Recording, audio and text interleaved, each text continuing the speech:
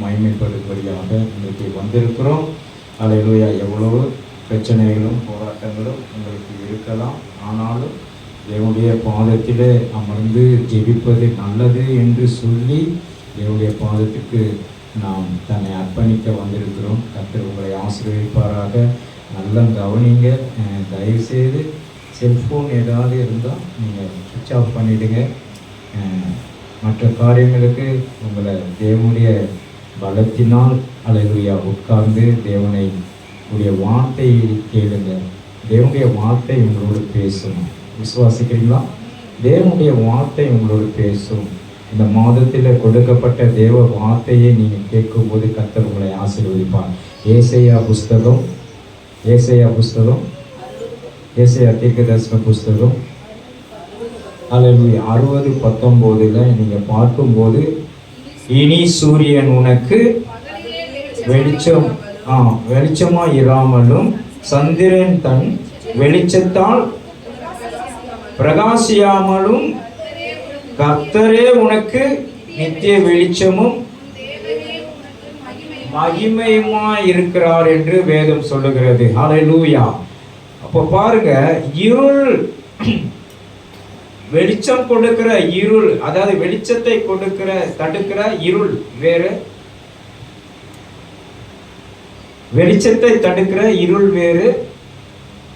உங்களுக்கு ஆண்டவரே வெளிச்சத்தை கொடுக்கிறார், அந்த வெளிச்சம் வேறு. அல்லேலூயா. அப்போ வெளிச்சத்தை கொடுக்கிறது என்ன? சந்திரனும் சூரியனும் வெளிச்சத்தை கொடுக்கிறது.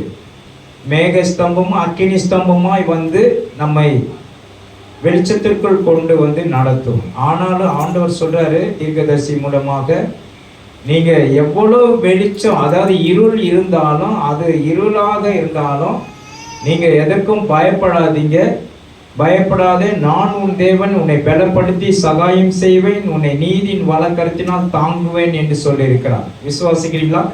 அப்போ இருள் நீக்கும் வெளிச்சம் எது அப்படின்னா ஆண்டவருடைய நாமம் மகிமைப்படும். விசுவாசிக்கிறார். ஆண்டவர் தான் உங்களுக்கு எப்பொழுதுமே வெளிச்சமா இருக்கிறார். அல்லேலூயா. அதன்படியே பாருங்க, கர்த்தரே உனக்கு நித்திய வெளிச்சமாயும் உன் தேவனே உனக்கு மகிமையுமாய் இருக்கிறார். அல்லேலூயா. தேவனே உனக்கு மகிமையுமாய் இருக்கிறார் என்று வேதம் சொல்லுகிறது. ஆகவே ஆண்டவருடைய பிள்ளைகளை ஆண்டவர் ஆசீர்வதிப்பாராக. ஏன் இங்கெல்லாம் காலியா இருக்கீங்க? அந்த சைடு எப்படியே விட்டுருக்கீங்க? ஏன் பக்கத்துல எல்லாம் உட்கார மாட்டீங்களா? தயவு செய்து நீங்க பக்கத்துல உட்காரத்துக்கு நீங்க வழி தேவை. ஒருத்தருக்கு ஒருத்தர் நம்ம என்ன பண்ணிக்கூடாது, பகையை உண்டு பண்ணிக்கூடாது, ஒற்றுமையை காட்டணும். விசுவாசிங்களா? ஒற்றுமையை காண்பிச்சு பாருங்க, அது உங்களுக்கு ஆசீர்வாதமா இருக்கும். நான் இங்கே தான் உட்காருவேன், என் இடம் இதான் அப்படின்னு சொன்னீங்கன்னா அது உங்களுடைய சுயநலம், அது உங்களுடைய கன்வீனியன்ட். இதெல்லாம் மாற்றணும். அதுதான் நமக்குள்ள இருக்கிற இருள். எப்படி? ஆதிக்கம்னா அர்த்தம் அதிகாரம். இதெல்லாம் இருள். ஆதிக்கம், அதிகாரம், ஒரு கொடுமை, அதிருப்தி, இதெல்லாம் இருள்ல நம்மளை வாழ வைக்குது, வேதனை படுத்துது. இதெல்லாம் நம்மளுடைய வாழ்வு உரிமையை கெடுக்குது. நம்முடைய வாழ்வு உரிமையை கெடுக்குது. பாவம், நோய், கசப்பு, களியாட்டம், இதெல்லாம் நம்மளுடைய வாழ்வு உரிமையை கெடுக்கிறது. ஆகவே இந்த இருளில் இருக்கிற ஜனங்களை ஆண்டவர் ஆச்சரியமான ஒளிக்கு கொண்டு வருகிறார். விசுவாசிக்கிறீங்களா? இருளில் இருக்கிற ஜனங்களை ஆச்சரியமான ஒளிக்கு கொண்டு வந்து தேவன் நம்மை நேசிக்கிற கர்த்தரா இருக்கிறார். விசுவாசிக்கிறீங்களா? ஆண்டவர் இதுல பாருங்க, 9ஆம் அதிகாரம், ஏசாயா 9 அதிகாரத்துல நீங்க பார்க்கும் பொழுது கர்த்தர் என்ன சொல்றாருன்னா, 2வது வசனத்தை வாசிங்க. இருளிலே நடக்கிற ஜனங்கள் பெரிய வெளிச்சத்தை கண்டார்கள், மரண இருளில் தேசத்தில் ஆமென். தேசத்தின் குடியிருக்கிறவர்கள் மேல் என்ன பண்ணச்சா? வெளிச்சம் பிரகாசிக்கிறது. இன்றைக்கு தேசத்துல வெளிச்சம் பிரகாசிக்க வேண்டும் என்றால் ஆதிக்கம், இன்னைக்கு நிறைய பேர் பாத்தீங்கன்னா ஆண் ஆதிக்கம். ஒருத்தர் சொல்றாங்க, ஒரு அம்மா, ஐயா இவரால என்னால தாங்கவே முடியலையா, எந்த டைமும் என்ன அடிக்கிறாரு, பிரச்சனை பண்றாரு, இவருக்காக ஜெபிங்க, இவர்களுடைய ஆதிக்கம்லாம் அடங்கணும், ஜெபம் பண்ணுங்க அப்படின்னு சொல்றாங்க. ஒருத்தர் என்ன சொல்றாருன்னா, ஐயா கோச்சிக்காதீங்க, என் மனைவியுடைய பிரச்சனையை தாங்க முடியாது, அவங்க என்ன, அதான் என்னுடைய பிரச்சனையை தாங்க முடியாத என்னை குடிக்க கூடாதுன்னு சொல்லிட்டு மந்திரம் வச்சுட்டு வந்துட்டாங்க. இதெல்லாம் இருள்.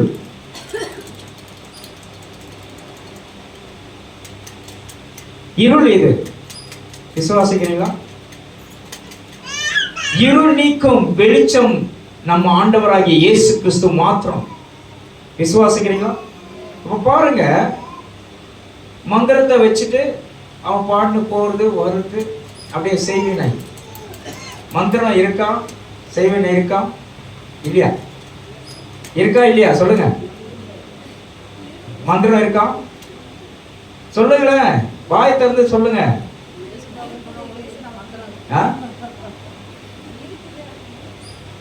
ஆனா இயேசுவை ஏற்றுக்கொண்டவர்கள் இல்லையா? இயேசுவை ஏற்றுக்கொண்டு சபைக்கு வராதவங்களுக்கு இருக்கா? ரட்சிக்கப்படாதவங்களுக்கு இருக்கா? இயேசுவை ஏற்றுக்கொண்டு இயேசுவை ஏற்றுக்கொண்டு உலக பிரகாரம் வாழ்கிறவர்களுக்கு இருக்கா? சொல்லுங்களேன். மாந்திர தந்திரம் இருக்கா? சூனிய பில்லி சூனியம்லாம் இருக்கா? சொல்லுங்க. பில்லி சூனியம் உலகத்தின் இருள். விசுவாசிக்கிறீங்களா? அதாவது தேவன் நமக்கு வெளிச்சமா இருக்கிறார் என்பதை அறிந்து கொள்வது. நம்மை இந்த உலக வாழ்க்கை வாழ்வுரிமைக்கு நம்ம கொடுக்க கூடாது. இருளின் ராஜ்யத்துக்கு நம்மை கொடுக்க கூடாது. எத்தனை பேர் விசுவாசிக்கிறீங்க? இருளின் ராஜ்யம் எது? பில்லி சூனியம், கட்டு, மாந்திரிகம், பேய், பிசாசு, நோய், வியாதி, கொடுமைகள் வருகிறது, மரணமும் தாக்கும். அதனால இந்த மாதிரி சூழ்நிலை கட்டுகளுக்கு நம்ம என்ன பண்ணோம்? ஆண்டவர் விளக்கணும். அப்படின்னா இயேசு கிறிஸ்துடைய வார்த்தையை நீ உண்மையாய் விசுவாசிக்க வேண்டும். விசுவாசிக்கிறீங்களா?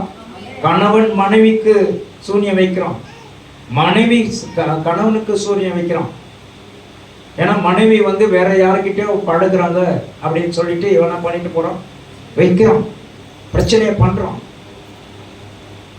இன்னைக்கு கடவுளுடைய பிள்ளைகளை நம்ம ஆண்டவருக்காக நம்ம வாழும்போது அல்லது தன்னை அர்ப்பணிக்கும் போது கர்த்தர் உங்களை விட்டு அல்லேலூயா இந்த ஆதிக்கம் கிரியைகள் அழிக்கிறார். எல்லா அல்லேலூயா பிரச்சனைகளை அழித்து போடுகிறார், எல்லா கட்டுகள் உடைகிறது. அதுக்காகத்தான் ஆண்டவர் சொல்றார் இரண்டாவது வசனத்துல, இருள் நடக்கிற ஜனங்கள் பெரிய வெளிச்சத்தை கண்டார்கள், மரண இருளின் குடியிருந்தவர்களின் மேல் வெளிச்சம் பிரகாசித்தது. ஹல்லேலூயா, வெளிச்சம் பிரகாசித்தது. இன்றைக்கு உங்களுக்கு வெளிச்சம் பிரகாசிக்குதுன்னா நீங்க ரட்சிக்கப்பட்டு ஆண்டவருடைய வார்த்தைக்கு உண்மையா இருக்கும் பொழுது வெளிச்சம் பிரகாசிக்கும். எத்தனை பேர் விசுவாசிக்கிறீங்க? கர்த்தர் எல்லா தடைகளையும் நீக்கி உங்களை ஆண்டவர் சுத்திகரிப்பார். இதுதான் இருள் நம்முடைய வாழ்வு ஆதாரமா இருக்கிறது. இன்னைக்கு நிறைய பேருடைய வாழ்க்கையில, உலகத்துக்குரிய வாழ்க்கையில வாழ்கிறவர்கள் இங்கேயும் அங்கேயும் ரெண்டு காலம் வச்சிருக்காங்க பார். அவங்களுக்குள்ள இருள், வியாதி, குடும்ப கஷ்டம், போராட்டம், பிரச்சனைகள், கணவன் மனைக்குள்ள எப்போது சண்டை. இதெல்லாம் இருள், இருளின் ஆதிக்கம். இந்த இருளின் ஆதிக்கத்தை மாற்றுவதற்காகத்தான் இயேசு கிறிஸ்து வந்தார். விசுவாசிக்கிறீங்களா? இயேசு கிறிஸ்து வந்ததுனால நம்முடைய வாழ்க்கை வாழ்வாதாரம் மாறிற்று. விசுவாசிக்கிறீங்களா? அதுதான் ஆண்டவர் சொல்றாரு, கர்த்தரே உனக்கு வெளிச்சமும் உன் தேவனே உனக்கு மகிமை நிறைந்தவராய் இருக்கிறார். எத்தனை பேர் விசுவாசியும் எல்லாம் சொல்லுங்க, கர்த்தரே எனக்கு வெளிச்சம், தேவன் மகிமை நிறைந்தவராய் இருக்கிறார். விசுவாசிக்கிறீங்களா? உனக்கு கர்த்தர் மகிமை நிறைந்த காரியத்தை உனக்கு உன் வாழ்க்கையில செயல்படுத்துவார். விசுவாசிங்களா? உனக்கு யாரும் மந்திரம், தந்திரம், பிசாசு, பில்லி, சூனியம் எது வச்சாலும் என்ன ஆகாது, உன்னை அணுகாது. வாதை உன் கூடாரத்தை அணுகாது, பொல்லாப்பு உனக்கு நேரிடாது. எத்தனை பேர் விசுவாசிக்கிறீங்க? ஆமென் சொல்லுங்களேன். கர்த்தர் பெரிய காரியங்களை செய்ய அவர் வல்லமை உள்ள தேவனாய் இருக்கிறார். நீ வெளிச்சத்தை தேடி வந்திருக்கிற, அவருடைய மகிமை காண வந்திருக்கிற. ஆண்டவருடைய மகிமை உனக்குள்ளே ஹல்லேலூயா இருக்க வேண்டும். ஆண்டவருடைய மகிமை உன்னை ஆளுகை செய்ய வேண்டும். எத்தனை பேர் விசுவாசிக்கிறீங்க? ஆமென் ஹல்லேலூயா. ஆண்டவருடைய மகிமை உன்னை ஹல்லேலூயா துக்கப்படுத்தாது. இருளில் இருக்கிற ஜனங்கள் ஆச்சரியமான ஒளிக்கு கொண்டு வந்திருக்காங்க. ஆண்டவருடைய நாம மகிமைக்காக ஸ்தோத்திரம். அடுத்த வசனம் இதுல வாசிங்க, 2வது 3வது வசனம் வாசிங்க. அந்த ஜாதியாரை ஆமென், அந்த ஜாதியாரை அதற்கு மகிழ்ச்சியை பெருக பண்ணினீரே, அறுப்பில் மகிழ்கிறது போலவே கொள்ளையை பங்கிட்டு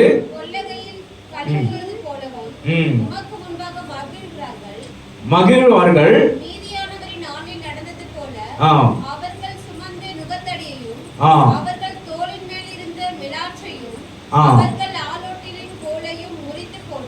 ஆமென். ஆளோட்டிகளின் கோலையும் முறித்து போட்டீர். அல்லேலூயா. பாருங்க, யாரு ஆட்களை நடத்துவதற்கு கோல்கள்.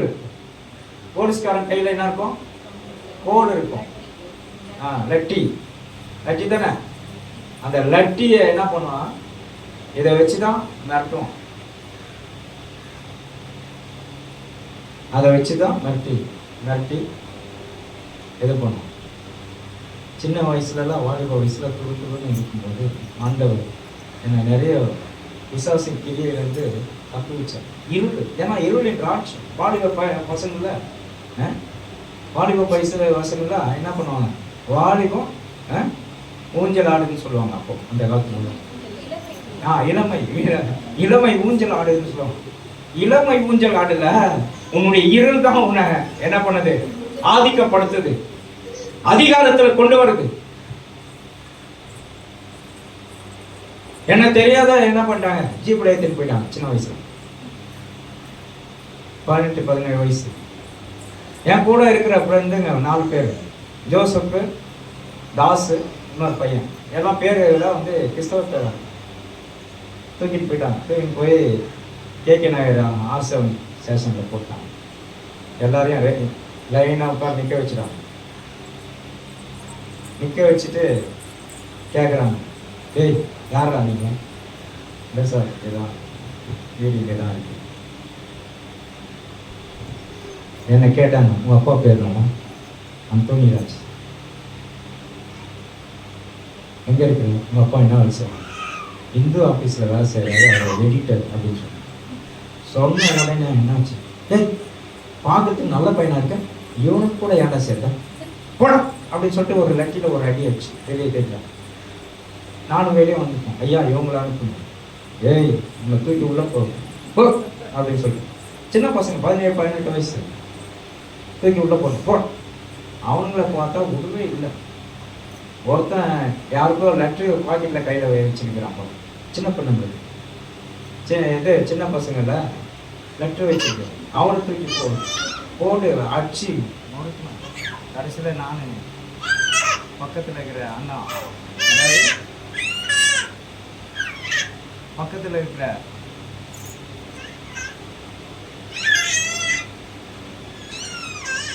வட்டச் செயலாளர் அவரை கூட்டிட்டு போய்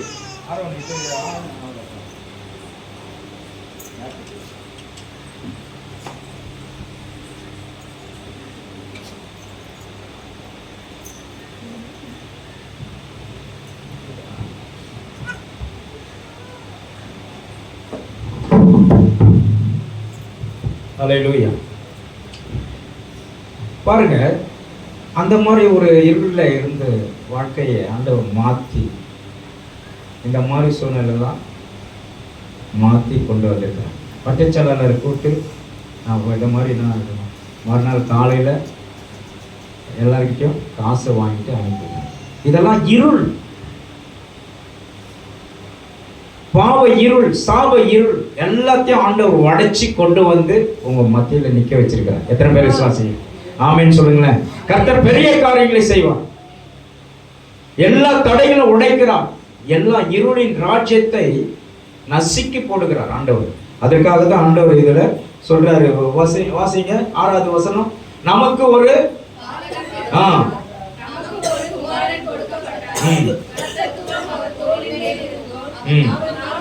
அதிசயமானவர், ஆலோசனை கர்த்தர், நித்திய பிதா, சமாதான பிரபு. அல்லேலூயா. தாவீதின் ஊரிலே ஆண்டவர் பிறந்ததை பற்றி எதற்காக பிறந்திருக்கிறார்? இந்த இருளின் ராஜ்யத்தை அழிப்பதற்காக. மரண, பொறாமைகள், பிரச்சனைகள், சுயம், இதெல்லாம் உடைப்பதற்காகத்தான் ஆண்டவர் பிறந்திருக்கிறார். எத்தனை பேர் விசுவாசிக்கிறீங்க? எல்லா சுயங்கள் உடைந்தன, எல்லா கட்டுகள் உடைந்தன. இந்த உலக பெருமை, சிற்றின்ப பழக்கங்கள், களியாட்டுக்கள் எல்லாவற்றையும் ஆண்டவர் அடித்து போட்டார். அதற்காகத்தான் ஆண்டவரை ஏற்றுக்கொண்டவர்கள் எல்லாரும் இருளில நடக்கக்கூடாதுன்னு சொல்லிட்டு பிரகாசிக்க வேண்டும். விசுவாசிக்கிறீங்களா? ஆண்டவர் பிரகாசிக்கும்படியாக ஆண்டவர் என்னையும் ஆண்டவர் மாற்றினார். அல்லேலூயா. இன்றைக்கு எவ்விதத்திலும் இருள் இல்லாமல் நான் வாழ்ந்து கொண்டிருக்கிறேன். கர்த்தர் என்னை அல்லேலூயா ஆச்சரியமான ஒளிக்கு கொண்டு வந்த தேவனின் புண்ணியங்களை அறிவிக்கும்படியாக ராஜரீக ஆசாரிய கூட்டமாய் ஆண்டவர் பயன்படுத்துகிறார். உங்களையும் பயன்படுத்த வேண்டும் என்றால் கர்த்தருடைய சித்தத்தை செய்யுங்க. விசுவாசிக்கிறீங்களா? அல்லேலூயா. இன்னைக்கு பிள்ளைகள் ஏன் நமக்கு இது இல்லை? நம்ம ஒழுங்குபட்டாதான் பிள்ளைகள் ஒழுங்குபடுவாங்க. விசுவாசிக்கிறீங்களா? நம்ம ஆண்டவருடைய சித்தத்தை கேட்கணும். நீ முதலாவது இயேசு கிறிஸ்துவை விசுவாசி, அப்பொழுது நீயும் உன் வீட்டாரும் ரட்சிக்கப்படுவீர்கள். விசுவாசிக்கிறீங்களா? எங்க அம்மா எங்களுக்காக தினந்தோறும் ஜெபிப்பாங்க. உங்க பிள்ளைகளுக்காக ஜெபிக்கிறீங்களா? ஒரு வாரம் விட்டு ஒரு வாரம் வருது சபைக்கு. ஆண்டவருடைய வார்த்தையை சொன்னாலும் காதுல கேட்கறது கிடையாது. ஆண்டவருக்கு தன்னை அர்ப்பணிக்கிறதே கிடையாது. ஆண்டவருடைய கட்டளைக்கு கீழ்ப்படியறதே கிடையாது. இன்னுமே நம்ம ரட்சிக்கப்பட்ட ஜனங்கள் இருள்ல தான் இருக்கிறீங்க. நிறைய பேர் இருளான வாழ்க்கையை விட்டு வெளியே வரணும். விசுவாசிக்கிறீங்களா? வெளியே வரும் பொழுதுதான் கர்த்தர் நமக்கு அந்த எல்லாவற்றிலும் மாற்றி பரிசுத்த ஆவியினால் உனக்கு அல்லேலூயா அவர் வெளிச்சத்தை கொடுப்பார். இருளில் இருக்கிற ஜனங்கள் வெளிச்சத்தை கண்டார்கள் என்று சொல்லப்பட்டபடி கர்த்தர் உன்னை வழி நடத்துவார். ஆமென். அல்லேலூயா.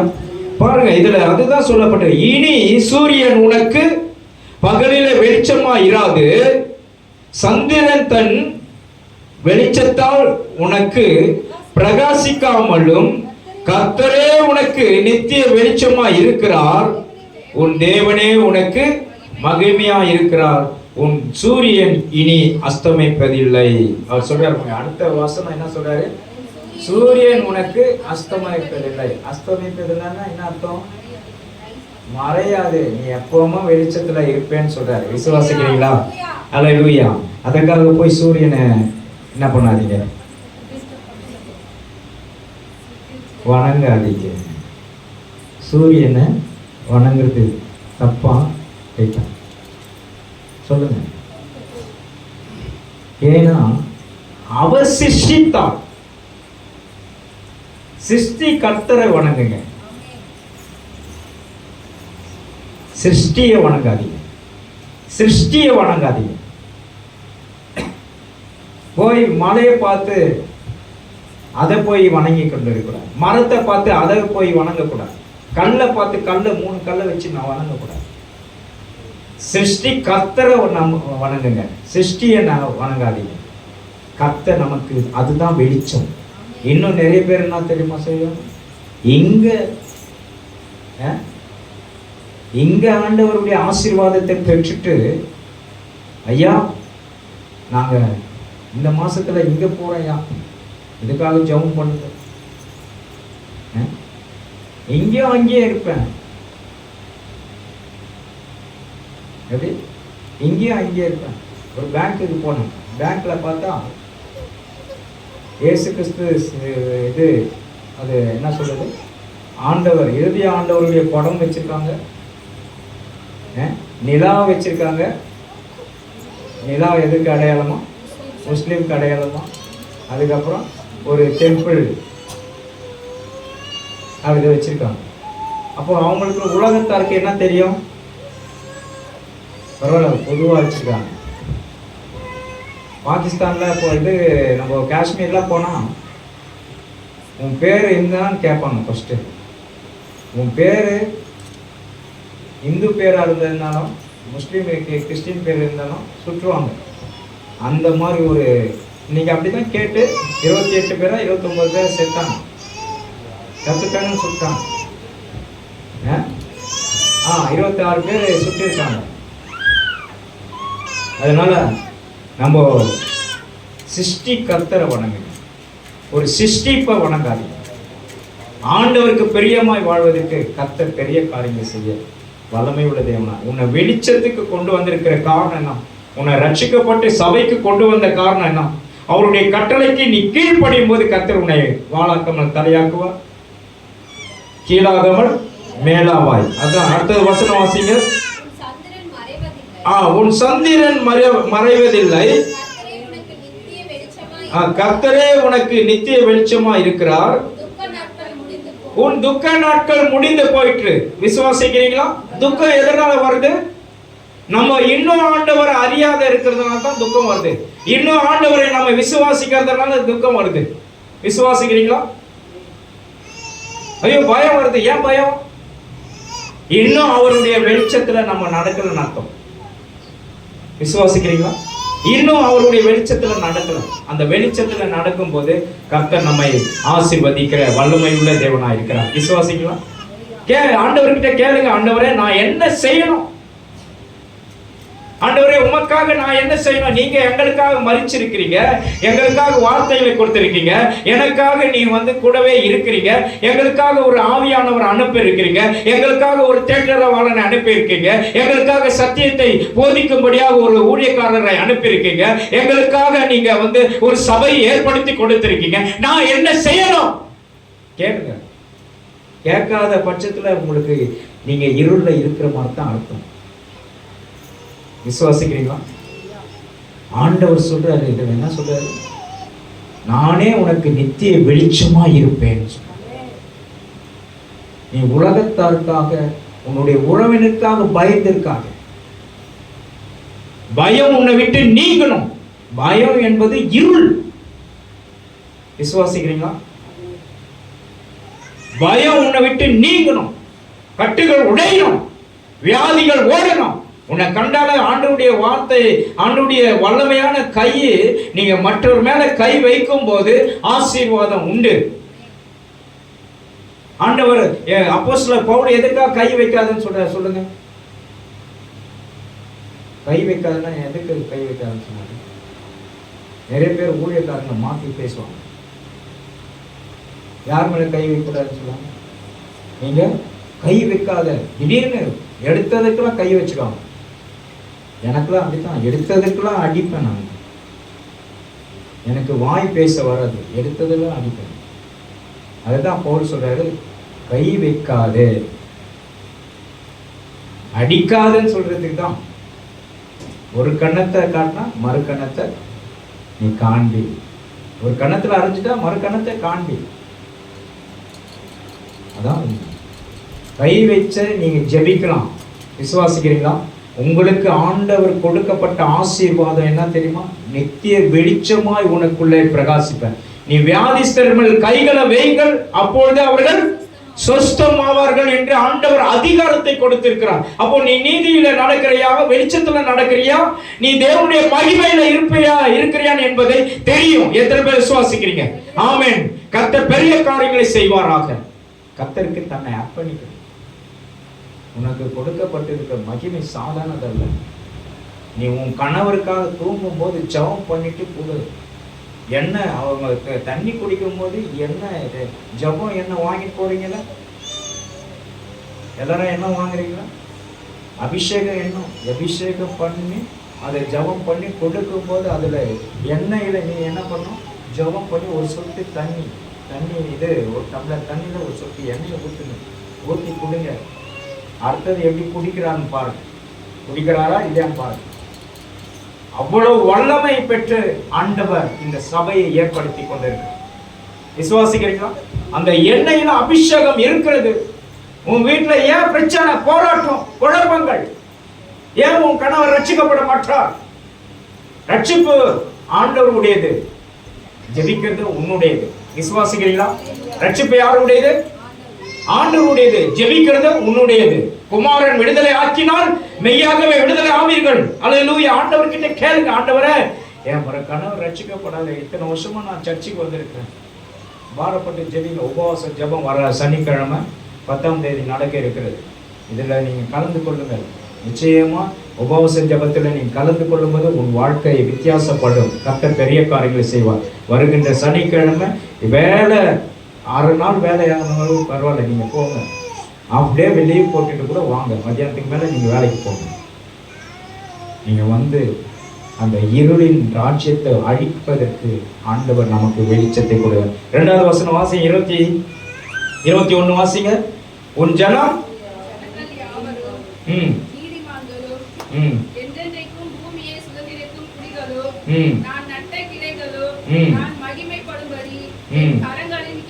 என் மகிமைப்படும்படி என் கரங்களின் கிரியைகளையும் இருப்பார்கள். நான் மகிமைப்படும்படி என் கைகளின் கிரியைகளுமா இருப்பார்கள். நீங்கெல்லாம் ஆண்டவர் மகிமைப்படும்படி கைகளின் கிரியைகளா இருக்க வேண்டும். எத்தனை பேர் விசுவாசிக்கிறீங்க? கர்த்தர் பெரிய காரியங்களை செய்வார். அடுத்தது சொல்றாரு 22, சின்னவன் 1000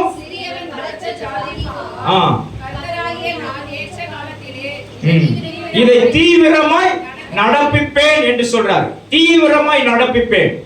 கர்த்தர் உனக்கு தீவிரமாய் நடப்பிப்பார். ஆண்டவர் உனக்கு தீவிரமாய் இருப்பார். சின்னவன் 1000 சிறியவன் பலத்த ஜாதிமாவான். உங்களை கொண்டு 1000 ஆத்துமாக்களை கொள்ளை பொருளாய் கொண்டு வரப்போகும். ஆனா நீங்க அசதியா இருக்கிறீங்க. ஜாக்கிரதையா இருங்க. ஜாக்கிரதைன்னு உள்ளவன் கை ஆளுகை செய்யும். விசுவாசிக்கிறீங்களா? அப்போ ஆண்டவர் கொடுக்கப்பட்ட அந்த ரட்சிப்பை நீங்க இழக்க கூடாது. நீங்க ஜெபிக்கலன்னா நடக்கல, ஜெபிச்சு இது நடக்கல அப்படின்னா ஆண்டவர்கிட்ட கேளுங்க. ஆண்டவரே, நான் இருள்ல தான் இருக்கிறேன்னா, இல்லை எனக்கு உள்ள இருக்கிற பிரிவினை கிரியைகள் என்னை மேற்கொள்ளுகிறதா, அல்ல சண்டை மார்க்க பேதங்கள் இருக்கிறதா? ஆண்டவர்கிட்ட கேட்கணும். குறைகள் சொல்லக்கூடாது. இந்த பாஸ்டர் சரியா பேச மாட்டாரு, சரியா இது பண்ண மாட்டாரு. வெவ்வேறு சபையில பார்த்தா எல்லாருக்கும் நல்லா உதவி செய்யறார் பாஸ்டர். ஆனா இந்த சபையில உதவி இந்த மாதிரி குறைகள் இருக்கக்கூடாது. குறைகளே கண்டிருந்தா நம்ம இருள்ல தான் இருக்கிறோம்னு அர்த்தம். வெளிச்சத்துக்கு இன்னும் ஆண்டவர் உங்களை கொண்டு வரலன்னு அர்த்தம். விசுவாசிக்கிறீங்களா? இன்னும் வெளிச்சத்துக்கு நம்ம கொண்டு வரல. ஆண்டவருடைய அன்பிலையும் அல்லேலூயா அவருடைய அமைதலையும் நீ காத்துக்கொள்ளணும். ஆண்டவர் எப்படி இருந்தார்? அன்பா இருந்தா, அமைதியா இருந்தா, சாந்தமா இருந்தா, சமாதானமா இருந்தா, எல்லாரிடத்திலும் ஒரு மனதோடு பேசுவார். அந்த ஒரு மனதோடு பேசுகிற அந்த வார்த்தை தான் நமக்கு ஐக்கியத்தை உண்டாக்கும். விசுவாசிக்கிறீங்களா? சகோதரர்கள் ஒருமித்து வாசம் செய்வது எத்தனையோ நன்மையும் இன்பமா இருக்கிறது. அங்கு ஜீவனும் ஆசீர்வாதமும் உண்டு. நீ ஏன் ஆசீர்வதிக்கப்படல? சமாதானமா இல்ல. கர்த்தர் உனக்கு நித்திய வெளிச்சமாய் நீ ஏற்படுத்தி கொள்ளல. ஆண்டவர்கிட்ட கேளுங்க, ஆண்டவரே எனக்கு நித்திய வெளிச்சமாய் வாரும், எனக்கு சமாதானத்தை கொடுங்க, எனக்கு சந்தோஷத்தை கொடுங்க, கர்த்தர் எங்களை ஆசீர்வதி என்று சொல்லி கேளுங்க. ஆண்டவர்கிட்ட கேளுங்க, கர்த்தர் உங்களை ஆசீர்வதி. நம்ம எல்லாரும் எழுந்து நின்று தேவனை மகிமைப்படுத்த. ஆண்டவரே ஸ்தோத்திரம். ஆண்டவரே உங்களுடைய பேர் அன்புக்காக நன்றி. உங்களுடைய அநாதி சிநேகித்துக்காக நன்றி. எங்களுக்கு கொடுக்கிற அந்த வாழ்க்கைக்காக நன்றி. எங்களை மீட்டதுக்காக நன்றி. எங்களை நீதியின் வழியிலே நடத்தி கொண்டிருப்பதுக்காக நன்றி. ஆண்டவரே சாபமான அனைத்தையும் உம்முடைய முள்முடியில் சூட்டப்பட்டு கொண்டிருப்பதற்காக நன்றி. ஓரி தாலாராபா. எல்லாம் ஆண்டவரே எங்களுக்குள்ள ஒரு சகோதரத்துவம் கிடைக்கணும். எல்லாம் சொல்லி ஜெபிங்க. சகோதரத்துவம் கிடைக்கணும், எங்களுக்குள்ள ஒரு ஐக்கியம் கிடைக்கணும். ஆண்டவரே, நாங்கள் ஒருவருக்கொருவர் பகிர்ந்து கொள்ள கிருபை பாராட்டும். ஆண்டவரே கர்த்தாவே, எங்களை ஏற்றுக்கொள்ளும், எங்களுக்கு நிறைவாய் எங்களை நடத்தும். ஹல்லேலூயா. விட்டு கொடுத்தல் எங்களுக்கு தேவை. பகைகளை உடைக்க, எல்லா சாத்தானின் அதிகாரத்திலிருந்து, இந்த உலகத்தின் வாழ்க்கையிலிருந்து எங்களை விடுதலை ஆக்குங்க. இவைகளிலிருந்து எங்களை வெளிச்சத்துக்கு கொண்டு வாங்க. கர்த்தாவே, நீரே எனக்கு வெளிச்சமாயிருக்கிறீர். தேவனே, எனக்கு மகிமை பொருந்தியவராயிருக்கிறீர். உன் சூரியன் இனி அஸ்தமிப்பதில்லை, உன் சந்திரன் இனி மறைவதில்லை. கர்த்தரே எனக்கு நித்திய வெளிச்சமாயிருக்க. எல்லாம் சொல்லுங்க, கர்த்தரே எனக்கு நித்திய வெளிச்சமா இருக்கிறேன். கர்த்தரே எனக்கு நித்திய வெளிச்சமா இருக்க. வாய்களை திறந்து சொல்லுங்க, கர்த்தரே எனக்கு நித்திய வெளிச்சமா இருக்கிறேன். உன் துக்க நாட்கள் முடிந்தன, உன் துக்க நாட்கள் முடிந்தன. எல்லாம் சொல்லுங்க, என் துக்க நாட்கள் முடிந்தன, என் துக்க நாட்கள் முடிந்தன. ஓரிதாலா ராபா ஷகாலா ராபா, ஓரிதாலா ராபா ஷகாலா ராபா தூரா ராபா. சின்னவன் 1000 சிறியவன் பலத்த ஜாதியுமாவான் என்று சொல்லப்பட்டது. ஹல்லேலூயா. கர்த்தரின் கரம் என்னாலும் உன்னோடு கூட இருக்கும். கர்த்தாவே, உனக்கு நன்றி. ஏற்ற காலத்தில் இதை தீவிரமாய் நடப்பி. கஷ்டப்பட்ட நாட்கள் எல்லாம் போதும் ஆண்டவரே, சிறுமைப்பட்ட நாட்கள் எல்லாம் போதும் ஆண்டவரே, துக்கத்தை கண்ட வருஷங்கள் எல்லாம் போதும் ஆண்டவரே. இனி எங்களை ஆண்டவரே எங்களை மகிழ்ச்சியாக்கும். எங்க துக்க நாட்கள் ஒழிந்ததுக்காக ஸ்தோத்திரம். உடைய கிருபைக்காக ஸ்தோத்திரம், இரக்கத்துக்காக ஸ்தோத்திரம், தயவுக்காக ஸ்தோத்திரம் ஆண்டவரே. உம்முடைய சித்தத்தின்படி, உம்முடைய கட்டளையின்படி நாங்கள் நடக்க கிருபை செய்யும். ஞானஸ்தானம் எடுக்காத தேவ பிள்ளைகளை ஞானஸ்தானத்துக்கு ஒப்பு கொடுங்க. கர்த்தர் உன்னை வாழ்க்கையில வெளிச்சமாய் இருப்பார், நித்திய சமாதானத்தை கொடுப்பார். இன்னைக்கு உன் வீட்டில இருள் நீங்கி கொண்டிருக்கிறது,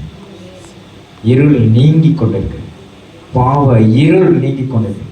பில்லி சூனிய கட்டுகள் உடைகிறது, எல்லா பாவ கட்டுகள் உடைகிறது, சாப கட்டுகள் உடைகிறது. ஒரேதான் அந்த இடம் பரிசுத்த இடமாய் மாறும். இந்த பகுதி பரிசுத்த பகுதியாக நீ நடக்கிற இடமெல்லாம் தேவனாகிய கர்த்தர் வசனத்தின் மூலமாக பேசுவார். உன் கால்களுக்கு தீபமாயும் பாதைக்கு வெளிச்சமாய் மாறும். இயேசுவே, நீ பெரியவராயிருக்க. எங்களை தாழ்த்துக்கணும் சொல்லுங்க, எல்லாம் சொல்லுங்க, எங்களை தாழ்த்து ஒப்பு கொடுங்க. இயேசுவின் நாமத்தில் பிதாவே, ஆமென். பந்தியில் பங்கு கொள்ளாதவர்கள், இன்னும் இயேசுவை ஏற்றுக்கொள்ளாதவர்கள், ஞானஸ்தானத்துக்கு கீழ்ப்படியாதவர்கள், கர்த்தாவே நீ தொடுவீராக. இந்த பந்தியிலே எல்லாரும் பங்கு கொள்ள வேண்டும். இயேசுவின் நாமத்தில் பிதாவே, ஆமென். மூடி நாம் ஜெபிப்போம். அன்பின் பரலோக பிதாவே, இந்த நாளுக்காக ஜெபிக்கிறோம். உடைய நாமம் மகிமைப்படும்படியாக ஜெபிக்கிறோம்.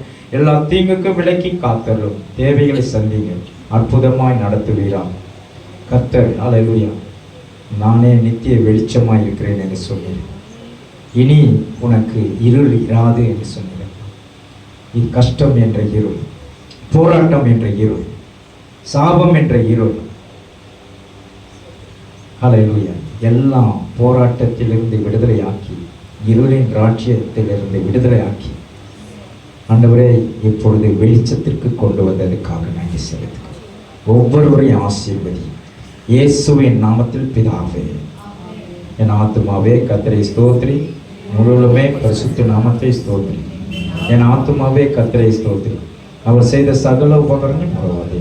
நம் ஆண்டவராகிய இயேசு கிறிஸ்துவின் கிருபை, பிதாவாகிய தேவனுடைய அன்பும், பரிசுத்த ஆவியானுடைய அன்னுடைய ஐக்கியமும், சமாதான சுகமும் நாம் அனைவரோடும் என்றென்றைக்கும் சதா காலங்களிலும் கூட இருப்பதாக. ஆமென் சொல்லுவோம். அல்லேலூயா, அல்லேலூயா, அல்லேலூயா. ஒருவருக்கொருவர் வாழ்த்துங்கள். God bless you. கர்த்தர் உங்களை ஆசீர்வதிப்பாராக. தொடர்ந்து சபைக்காக ஜெபிங்கள். எங்களுக்காக ஜெபிங்க.